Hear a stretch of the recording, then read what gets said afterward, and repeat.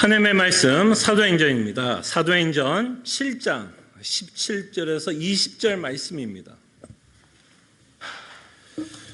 사도행전 7장 17절에서 20절 하나님의 말씀이 이러합니다.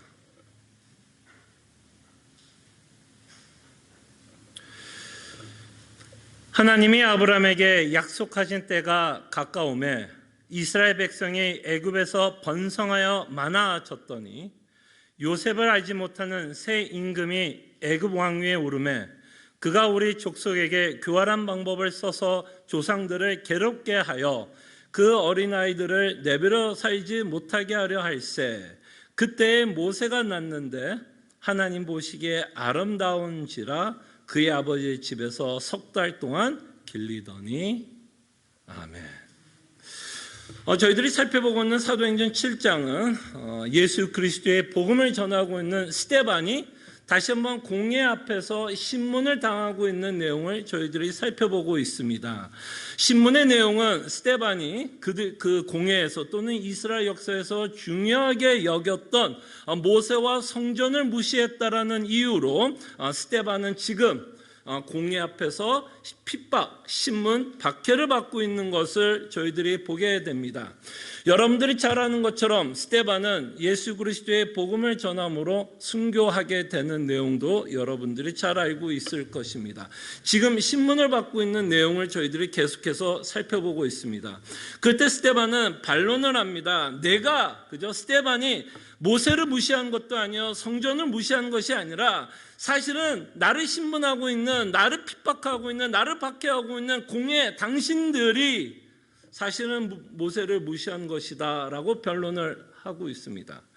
이렇게 모세를 무시하고 있는 공회에 대해서 스데반은 사실 더 큰 책망을 하고 있습니다.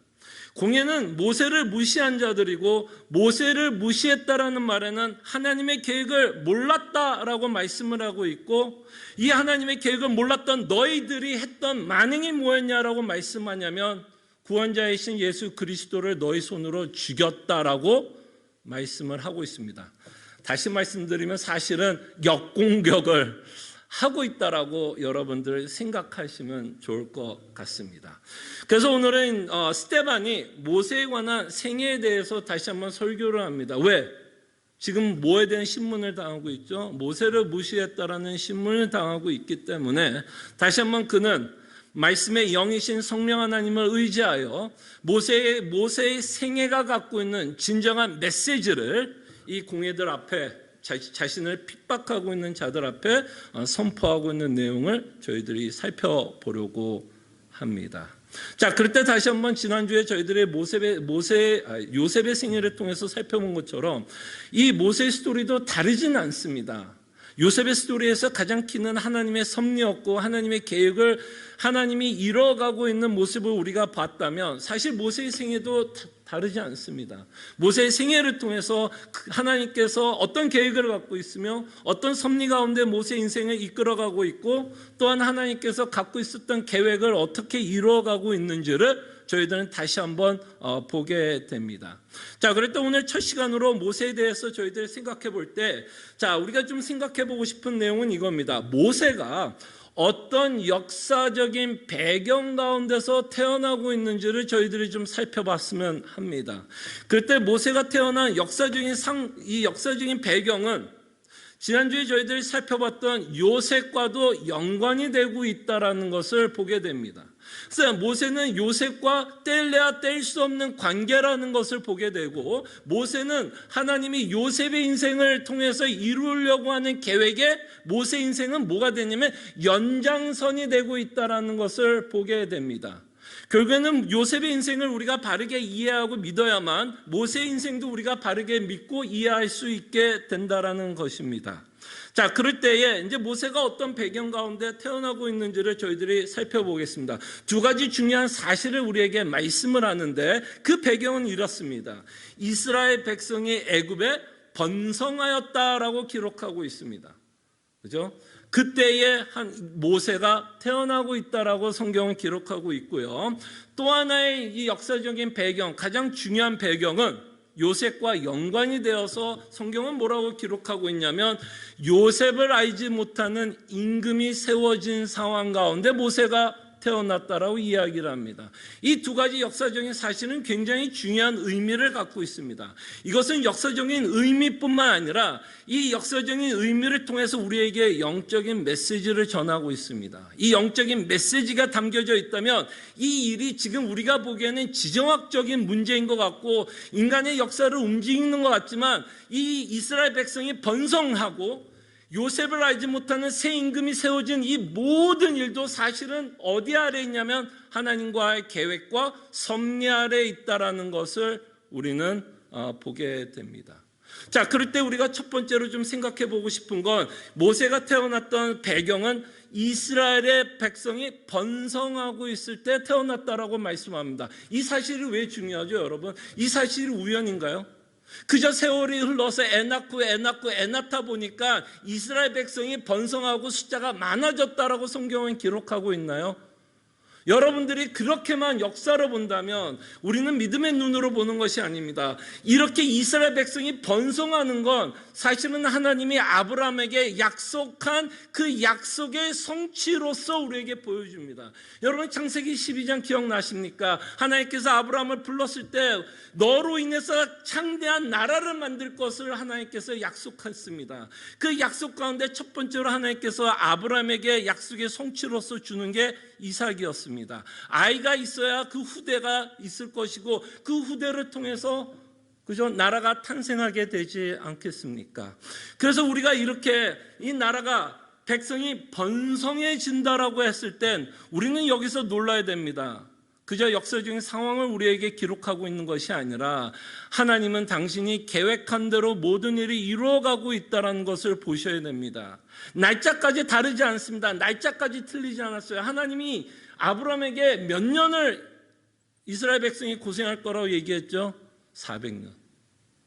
날짜까지도 틀리지 않습니다. 400년 후에 하나님은 모세를 태어나게 하고 이스라엘 백성을 끌고 나가는 그 역사적인 순간을 우리가 보게 됩니다. 그래서 우리는 믿음의 눈으로 다시 한번 하나님의 섭리를 저희들이 보게 됩니다. 그래서 우리는 이 사건을 보면서도 우리가 믿음에 대한 확신을 가질 수 있는 건 뭘까요? 아, 하나님은 약속하시면 지키시는 분이구나, 성취하시는 분이구나. 물론 그 성취하는 과정의 디테일한 부분은 하나님이 다 기록하지는 않았습니다. 그러나 우리가 결과를 봤을 때 하나님께서 이뤄가고 있는 것을 보면서 우리는 확신을 가질 수 있게 됩니다. 자, 그 다음에 또 하나 우리가 좀 생각해 보고 싶은 내용은 이것입니다. 새로운 임금이 세워졌다고 했는데 요셉을 알지 못한다라고 표현을 합니다. 이 내용이 무엇을 의미하는지를 저희들이 좀 생각해 봤으면 합니다. 자, 이 의미가 문자적인 의미를 갖고 있을까요? 이 새롭게 세워진 임금이 요셉을 알지 못했다 그러면 전혀 듣지 못했다는 의미일까요? 전혀 듣지 못했다라는 의미를 갖고 있을까요? 이 새 임금, 나 요셉이라는 인물 한 번도 들어본 적이 없는데 그러니까 당연히 나는 이 사람 모르지 라는 의미에서 지금 성경을 기록하고 있을까요? 저는 그렇게 생각하지 않습니다. 요셉이라는 인물을 곰곰이 생각해 보시면 아마 애굽 총리 가운데 가장 뛰어났던 총리 가운데 한 명이 아니었을까 생각을 합니다. 여러분 생각나시죠? 7년의 흉년이 있을 것을 하나님께서 이미 요셉을 통해서 요셉에게 말씀을 했고 그 일을 요셉은 대처를 하게 됩니다. 그 대처하는 일로 통해서 요셉의 가족이 그죠? 애굽에 내려와서 거기에 터를 쌓고 살아갈 수 있는 기반을 만들지만 애굽이 다시 한번 그 흉년을 대비함으로써 여러 나라에게도 도움을 줬던 때였습니다. 아마도 이 요셉이라는 인물은 애굽 역사에 길이 남을 총리였을 거라고 저는 생각을 합니다. 자, 그럴 때에 이 임금은 저는 요셉을 알지 못했다라고 표현했을 때 그냥 나는 한 번도 들어보지 못했다라고 하는 표현보다는 아마도 이 새 임금은 요셉이라는 인물을 무시했다라고 저는 생각을 합니다. 무시했다라는 거예요. 알았지만 무시했다는 겁니다. 나 그런 사람 알지만 그를 완전히 무시했다라는 겁니다. 자, 근데 저는 여기에서 한 가지 우리가 좀 생각해 보고 싶은 건 여기엔 굉장히 영적인 의미가 있다고 생각합니다. 여러분, 요셉을 무시했다라는 말은 사실은 요셉 한 개인을 무시하는 것으로 끝나지 않습니다. 그렇지 않으세요? 요셉을 무시하는 건 요셉의 한 개인, 나 그 사람 무시해버릴 거야 라고 끝나는 것이 아닙니다. 여러분 곰곰이 생각해 보십시오. 요셉이 된 이유가 뭡니까? 다시 한번 말씀드리면 요셉이 총리가 된 이유가 무엇입니까? 요셉이 잘나서요? 요셉이 너무 위대한 능력을 갖고 있어서요? 그 모든 환경을 헤쳐나가서 감옥에서 그 모든 환경을 헤쳐나갔고 그 모든 환경을 헤쳐나가서 그가 그의 능력으로 총리가 되었나요? 아니면 요셉은 정말 하나님의 주권적인 인도하심과 섭리 가운데 감옥에 있었던 그가 총리가 되었나요? 요셉의 인생에서 하나님을 빼고는 요셉의 인생을 설명할 방법이 없습니다. 무슨 말인지 알겠죠? 그럴 때 만약에 새 임금이 요셉을 무시했다라고 하는 이 말에는 사실은 더 큰 영적인 의미가 있다라고 말씀을 드립니다. 요셉을 무시한 게 아니라 사실은 새 임금은 누구를 무시하는 걸까요? 요셉이 믿었던 하나님. 그죠? 요셉의 생애를 통해서 섭리했던 그 섭리를 이 새 임금은 완전히 무시하고 있다라고 저희들이 생각해 볼 수 있을 것입니다. 자, 그럴 때 사실은 여러분 저는 이렇게 생각합니다. 이 새 임금은 그냥 임금의 문제가 아니라고 생각합니다. 요셉을 무시했고 요셉을 무시했다란 말은 하나님을 무시했다라고 우리가 생각을 한다면 이거는 애굽의 한 나라의 임금의 이야기가 아니라 이것은 인간 역사의 문제라고 저는 생각을 합니다. 인간의 문제라고 생각합니다. 인간이 가장 큰 문제가 뭘까요, 여러분? 인간이 갖고 있는 가장 큰 문제, 성경에서 말씀하고 있는 인간의 가장 큰 문제는 뭐죠? 인간은 하나님을 무시한다는 겁니다. 하나님이 있는지 없는지에 대한 관심도 없습니다. 그러다 보니 당연히 하나님을 대적하면서 살아가고 있는 인간의 문제를 보게 됩니다. 그럴 때 전도서에 보면 하늘 아래 새로운 문제는 없다라고 말씀을 합니다. 참 너무 놀라운 지혜인 것 같아요. 하늘 아래, 우리가 살아가고 있는 하늘 아래 새로운 문제는 없다고 합니다. 아무리 역사가 변하고 변천이 되고 인간이 그렇게 잘나서 달나라도 가고, 우리나라 요번에 뭐 뉴스에 하나 큰 거 하나 떴더라고요. 혹시 여러분 우리나라 뉴스 보셨어요? 누리호? 혹시 누리호라고 들어보셨어요? 이제 우리나라도 어마어마한 기술력을 갖고 인공위성을 띄우게 되는 그 과정을 겪게 됩니다. 인공위성을 띄워요. 인간이 대단합니다. 의학도 어마어마하게 발달해서 옛날에는 죽을 수밖에 없는 병을 어쨌든 연장을 시키는 어마어마한 능력을 갖고 살아갑니다. 그럼에도 불구하고 인간의 문제는 변하지 않았습니다. 여전히 전쟁은 일어나고요. 여전히 인간은 이기적이고, 여전히 인간은 자기중심적이고, 여전히 인간은 하나님을 무시하고 하나님이 없다라고 믿고 살아간다라는 것입니다. 인간의 본성이 변하지 않고 있는 모습을 저희들이 보았으면 합니다. 인간의 본성이 변하지 않았기 때문에 이 2000년 전에 쓰여진 이 성경이 여전히 우리에게 뭐가 될까요? 적용이 됩니다. 인간의 본성이 변한다면 당연히 성경이 지금 2000년 후에 우리에게 적용이 될 수 있을까요? 없을까요? 적용이 될 수 없을 것입니다. 그때 인간의 본성이 변하지 않기 때문에 2000년 전에 쓰여진 이 성경은 여전히 우리에게 적용이 됩니다. 인간의 본성이 변하지 않았고 또한 하나님의 본성도 변하지 않기 때문에 끊임없이 이 성경은 변하지 않는 진리의 말씀이 되고 2000년 전에 쓰여진 이 성경책이 여전히 우리에게 적용이 됩니다. 여러분, 이 역사가 왜 반복될까요? 여러분, 왜 역사는 무한 반복이 될까요? 그리고 왜 우리는 무한 반복이 되고 있는 역사를 통해서 인간은 배우지 못할까요? 그 배우지 못하는 이유는 여러 가지 있겠지만 좀 간단하고 단순히 얘기하자면 인간의 본성이 변하지 않기 때문에 배우지를 못합니다. 그래서 인간은 똑같은 실수, 똑같은 잘못을 끊임없이 뭐 할 수밖에 없어요? 답습하게 됩니다. 바로 오늘 이 새 임금의 모습을 보면서 인간의 모습을 저희들이 보게 된다는 것이죠. 그리고 이 새 임금은 요셉을 몰랐고, 요셉을 몰랐다는 얘기는 하나님의 계획을 몰랐기 때문에 이 새 임금은 자신이 뭐라고 생각하면서 살았을까요? 애굽의 왕이었습니다. 그 당시에 최고의 강대국의 왕이었어요. 그러니 하나님이 없다라고 생각했다면 당연히 이 자는 뭐라고 생각하면서 살까요? 자신이야말로 진짜 왕. 그리고 자기의 마음대로, 그죠? 자기의 마음대로 인생을 살 수도 있고, 그 다음에 자기의 힘으로 역사를 바꿀 수 있고, 역사를 자기의 마음 뜻대로 움직일 수 있을 것이라 생각을 했을 것입니다. 그럴 때 이 새 임금은 자신의 뜻대로 역사를 좌지우지할 수 있을 것이라 생각을 했을 것입니다. 이것이 인간이 갖고 있는 무지입니다. 하나님을 알지 못하는 자들의 무지한 삶입니다. 인간은 스스로 왕이 되어 자신의 인생을 설계하고 자신이 설계한 대로 살아가기를 원하고 자신이 설계한 대로 어떤 결과가 나왔을 때 인간은 행복할 거라고 생각하면서 살아갑니다. 그래서 마치 우리가 설계하고 어떤 결과가 나와서 그것에 만족하게 되면 인간은 또 착각에 빠집니다. 인간이 가장 잘하는 것 중에 하나가 착각입니다. 내 뜻대로 계획을 해서 어떤 일이 성취가 되면 내가 굉장히 잘났고 내 뜻대로 모든 일이 벌어질 것 같고 내가 계획을 하면 내가 능력이 대단해서 그 일을 이룰 수 있을 거라는 착각 가운데 내가 하나님이 되고 내가 왕이 되어 살아간다고 생각을 합니다.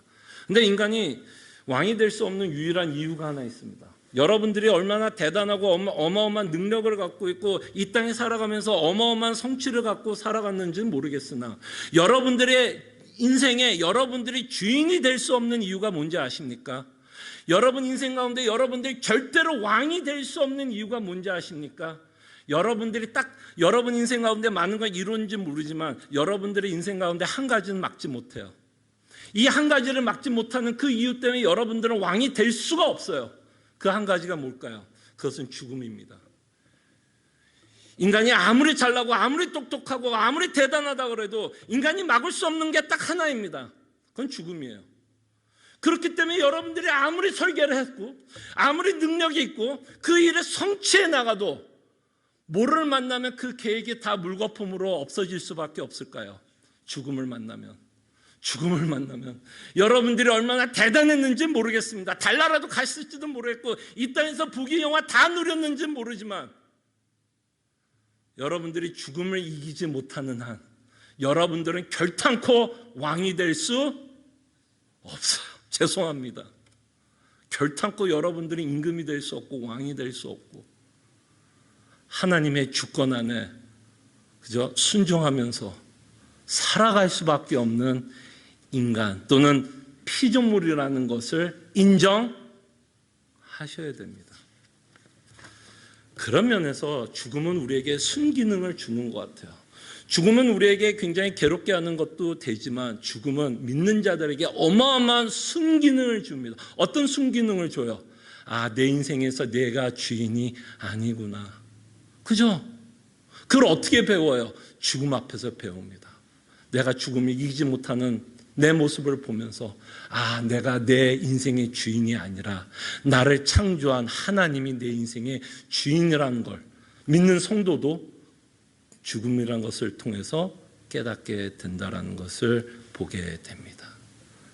또 여러분, 제가 이 얘기를 하는 이유는 이 문제는 믿지 않는 자들만이 갖고 있는 문제는 아닌 것 같아요. 믿지 않는 자들만 자신이 왕이 되어 살아가는 인생을 살아가는 게 아니라 믿는 여러분과 저도 사실은 무엇을 착각하면서 살죠? 마치 내가 왕이 되어 내 뜻대로 돼야만 할 것 같은 삶을 살아갑니다. 그래서 여러분들과 제가 설계한 대로 우리 인생을 설계한 대로 안 되면 누구한테 짜증나죠? 누구한테 불만을 갖죠? 하나님에게 불만을 갖습니다. 그 불만을 갖고 있다라는 그 의미가 무엇을 뜻하는 걸까요? 만약에 우리의 뜻대로 되지 않아 하나님께 불만을 갖는다면 마치 우리가 어떤 능력을 어떤 자리에 있다라고 우리가 생각하는 것, 마치 우리는 하나님 앞에서 불만을 말할 수 있는 위치에 있다라고 우리는 뭐라고 생각하는 거예요? 착각하는 거죠. 예, 우리가 불만을 갖는다는 건 우리 스스로가 뭔가 하나님보다 뭔가 대단해서 우리가 마치 하나님께 뭐라고 할 수 있는 권세와 권위를 갖고 있다라고 우리가 뭐 하는 걸까? 스스로 좀 착각하고 있는 우리의 모습이 있을 수 있습니다. 그때 여러분, 정말 우리 인생을 우리가 설계하지 않습니다. 우리의 인생은 하나님이 설계하고 하나님이 설계한 대로 우리는 살아가게 됩니다. 그때 여러분, 이 말이 기분이 나쁘십니까? 여러분 어떠세요? 인간이 가장 기분 나쁜 게 누구한테 통치받는 것만큼 기분 나쁜 건 없는 것 같아요. 그래서 우린 잔소리를 참 싫어합니다. 잔소리가 왜 싫어요? 누군가 나를 뭐하는 느낌이 들어요. 컨트롤하고 통치하는 느낌이 들어서 우리는 누군가가 나에게 잔소리하는 거 싫어합니다. 좋은 말을 해도 싫어합니다. 나를 생각하면서 잔소리하는 말도 참 싫어요. 우리는 누군가에게 컨트롤받고 통치받는 거 싫어합니다. 거기에는 하나님을 믿는 우리의 모습도 들어있는 것 같아요. 근데 여러분 한번 생각해 보시죠. 이 말이 기분이 나쁘십니까? 여러분 인생이 하나님의 계획 안에 있고 여러분의 인생은 하나님의 계획대로 인도하심을 받을 거라는 말이 기분 나쁘십니까? 근데 여러분 한번 생각해 보세요. 누가 우리 인생의 주인이 되는 게 나을까요? 알아요. 여러분들이 이 땅에 살아가면서 분명히 꿈도 있을 거고 계획도 있고 뭔가를 이루고 싶은 거 있을 겁니다. 유지 보존하고 싶은 거 있을 거예요. 그게 건강이 될 수도 있고 자녀가 될 수도 있고 돈이 될 수도 있고 수많은 것들이 있겠지만 여러분의 인생에 누가 주인이 되면 좋을까요? 인간이 되면 좋을까요? 여러분 인생의 주인이 여러분들이라면 여러분 정말 소망이 있으십니까? 정말 여러분 인생을 여러분들이 책임지고 살아내야 한다면 정말 여러분 정말 소망이 있으세요? 정말 그것이 위로가 됩니까? 행복하십니까? 정말 여러분들의 뜻대로 살아가야 한다면 정말 그것이 여러분들이 원하는 행복한 삶일까요? 여러분 인생 한번 곰곰이 생각해 보십시오. 여러분들의 뜻대로 살아갔을 때 그 살아온 세월 때문에 얼마나 힘들고 어려웠고 나만 상처받는 게 아니라 남들도 상처를 주면서 살아왔던 인생을 살아간다면 정말 우리가 정직하다면 내 인생의 주인은 내가 되면 안 되는 것 같아요. 내 인생에서 내가 되는 순간 내 인생도 망합니다. 망해요. 그렇다면 차라리 내 인생이 어떻게 굴러가는지는 잘 모르겠으나 그래서 좀 혼란스러울 때도 있고 좀 하나님에 대한 불신할 수밖에 없는 상황들이 있고 제가 아까 기도한 것처럼 눈물 골짜기를 걸을 수밖에 없는 상황이 있을지라도 차라리 이 세상을 창조한 하나님이 내 인생을 이끌어가는 게 낫지 않을까요? 그렇다면 우리는 확신을 가질 수 있는 건 뭘까요? 적어도 하나님이 계획한 건 우리 인생 가운데 반드시 이룰 것인가에 대한 확신을 갖고 살아갈 수 있고요. 그 다음에 우리가 설득되기를 원하는 건 하나님이 우리 인생 가운데서 이루시는 것이 하나님이 우리에게 주는 최상의 것입니다. 최상이에요. 내 인생, 내 설계한 대로 이루어지는 것이 최상이 아니라 정말 하나님의 뜻과 하나님의 계획이 여러분 인생 가운데서 이루어지는 것이 최상입니다. 그게 뭔지 아세요? 그것이 믿음입니다. 하나님이 여러분들에게 주는 최상의 선물은 믿음이에요. 예수 그리스도를 믿게 하고 복음이 주는 참된 위로와 기쁨을 이 땅에서 맛보게 살아가게 하는 것. 그래서 여러분들의 인생을 그 길로 인도하십니다. 한 예를 들겠습니다. 제가 학교를 다녔을 때 학교를 편입을 해야 되는 상황이 됐습니다. 저는 계획을 했어요. 제 뜻대로 갔습니다. 제가 원했던 학교가 있었고 그 학교가 됐어요. 갔어요. 기뻤습니다. 근데 알고 봤더니요, 제가 그 학교를 간 이유가 그 학교를 만나는 게 아니라 거기 있는 교회를 만나게 됩니다. 그 교회를 만나서 저는 제 신앙에 완전히 180도로 회전하는 역사를 맛보게 됩니다. 나는 내 뜻대로 살았지만 그 안에는 하나님의 정말 너무나 신비하고 우리가 이해할 수 없는 섭리가 있고 그 하나님의 계획이 이루어지는 것이 정말 우리에게 가장 큰 행복이라는 것을 믿으시기를 바랍니다. 그것이 눈물 골짜기라도 왜? 그 눈물 골짜기에서 하나님은 여러분들이 믿고 있는 복음이 얼마나 대단한 능력을 갖고 있는지를 맛보시게 하는 삶의 현장이기 때문입니다. 그래서 믿읍시다. 내 인생에서 내가 왕이 되어 내가 설계하는 그 삶이 좋은 게 아니라 비록 좀 혼란스러울 수 있고 혼돈이 있는 삶이지만 정말 하나님이 내 인생을 붙잡고 있고 인도하고 있다라는 이것이 나에게 가장 큰 소망이고 위로가 된다라는 것을 우리는 믿고 살았으면 합니다. 자, 이렇게 요셉을 알지 못했던 임금이 새롭게 세워지고 이렇게 세워진다면 요셉을 아는 우리는 어떻게 살아야 될까요? 요셉을 알지 못했던 임금은 요셉의 후손들 이스라엘 백성들을 교활하게 핍박을 하고 있었던 역사적인 상황을 우리가 보고 있다면 요셉을 아는 자들은 어떻게 살아야 될까요? 다시 한번 말씀을 드리지만 요셉을 안다는 얘기는 뭐예요? 하나님의 섭리와 계획을 믿는다라는 의미가 있다라고 말씀을 드렸습니다. 이미 여러분들에게 말씀을 드렸죠. 요셉을 안다는 거 하나님의 섭리와 계획을 믿고 여러분들의 삶에 인도하는 그 모든 길 안에 하나님의 여러분들에게 푸른 초장으로 인도하시며 쉴만한 물가로 인도하시는 하나님의 놀라운 역사가 있다는 것을 기억해 주시기를 바랍니다. 그리고 우리가 요셉의 인생을 통해서 또는 모세의 인생을 통해서 우리가 알 수 있는 건 뭐예요? 요셉도 예수님의 예표였고 모세도 예수님의 예표였습니다. 그러면 지금 하나님이 준비하고 있는 출애굽기도 뭔가를 예표하고 있습니다. 뭔가의 프리뷰입니다. 뭐에 대한 프리뷰일까요? 뭐에 대한 예고편일까요? 이 출애굽기는 하나님이 예수 그리스도로 인해서 우리에게 베풀 구원을 미리 우리에게 보여주고 있는 역사적인 현장입니다. 출애굽기는 역사의 이야기가 아닙니다. 출애굽기는 하나님이 이스라엘 백성의 인생에 간섭을 하고 그가 갖고 있는 계획을 이루시고 그가 궁극적으로 예수 그리스도로 말미암아 이룰 우리의 구원을 역사로 우리에게 설명하려고 준 역사 이야기입니다. 그때 이스라엘 역사를 특별히 출애굽기를 영적인 의미로 우리가 이해를 한다면 이스라엘 민족이 새 임금을 인해서 압제와 박해를 당하며 노예의 삶을 살아간 것처럼 우리도 그 이스라엘 민족이 믿는 성도를 상징한다면 우리도 사실은 죄의 압제와 박해를 받고 이 죄는 끊임없이 우리를 사망으로 몰아가는 삶을 살아가고 있을 때 하나님은 미리 아브라함에게 내가 출애굽기를 준비하겠다라고 말씀하고 있는 이 내용을 우리는 다시 한번 이 내용을 가지고 하나님은 예수 그리스도를 준비하고 있으며 예수 그리스도로 말미암아 우리에게 영적인 출애굽기를 허락할 것을 믿는 자들입니다. 이게 요셉의 생애를 아는 자들의 고백이 아닐까 생각을 해봅니다. 근데 오늘 이 스토리를 보면서 제가 놀라운 사실은 이겁니다. 이 스토리가 갖고 있는 어마어마한 놀라운 이 신비, 하나님의 섭리와 하나님께서 합력하여 선을 이루시는 하나님의 놀라운 신비를 보게 됩니다. 여러분과 제가 잘 아는 것처럼 요셉을 알지 못하는 새 임금이 세워졌고요. 이 새 임금은 이스라엘 백성을 박해했습니다.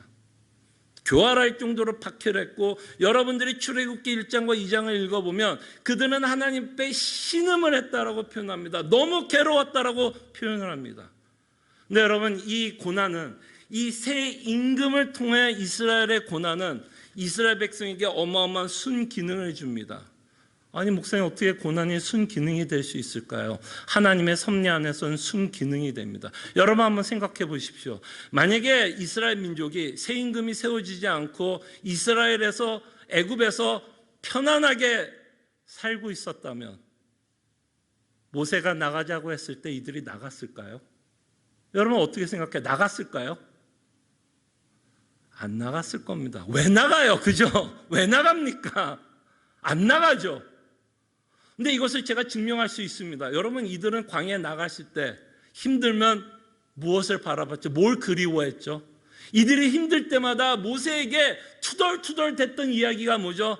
야, 나 애굽에서는 이것도 먹고 저것도 먹고 난 너무너무 좋았는데 너 때문에 내가 광야에서 너무너무 힘들다. 이게 이스라엘 백성이 갖고 있었던 원망 아니었습니까? 그러니까 그들의 마음속에는 끊임없이 뭐를 그리워하면서 살았습니까? 애굽을 그리워하면서 살았습니다. 하나님께서 새 임금을 세워서 이들을 박해하지 않았다면 이들은 꿈쩍달썩 하지 않았을 거예요. 출애굽기의 역사가 일어나지 않을 겁니다. 저는 이 사건에서 하나님이 주는 놀라운 신비, 섭리를 보게 됩니다. 하나님이 여러분들에게 왜 고난을 허락할까요? 왜 하나님께서 여러분들에게 사랑하는 자녀에게 그토록 어쩔 때 모질게 여러분들 하여금 눈물 골짜기를 걷게 하실까요, 여러분? 하나님이 여러분들을 미워해서요? 아니요. 오히려 하나님이 여러분들의 눈물 골짜기를 걷게 하는 것, 마치 이스라엘 백성이 그 안에서 안주하지 않도록. 그 세임금 때문에 그들은 너무 힘들었기 때문에 벗어나고 싶은 욕망이 있었던 거 아닙니까? 우리의 삶도 그렇지 않은가 생각합니다. 눈물 골짜기를 걸어갈 때에 왜 하나님께서 눈물 골짜기를 허락할까요?